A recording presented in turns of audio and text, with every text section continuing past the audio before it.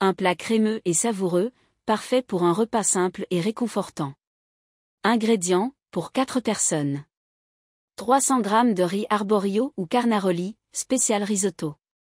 150 g de petits pois frais ou surgelés. 150 g de jambon blanc ou cru, en dés ou en lanière. Un oignon finement haché. 2 gousses d'ail, facultatif, haché. 1 litre de bouillon de volaille ou de légumes chauds.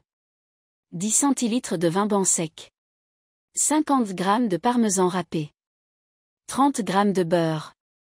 2 c à soupe d'huile d'olive. Sel et poivre au goût. Instructions.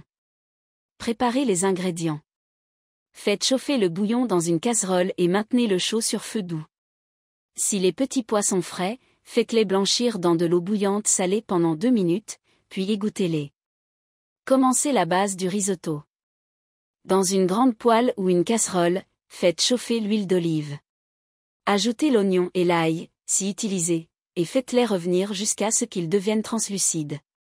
Versez le riz dans la poêle et faites-le revenir 2 minutes jusqu'à ce qu'il devienne légèrement nacré.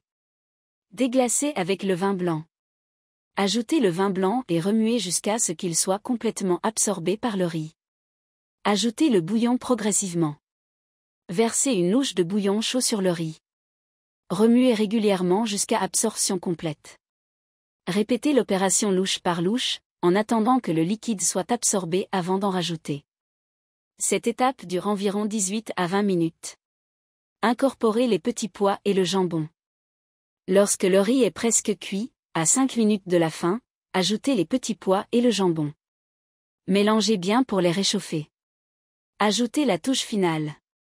Hors du feu, incorporez le beurre et le parmesan râpé pour rendre le risotto bien crémeux.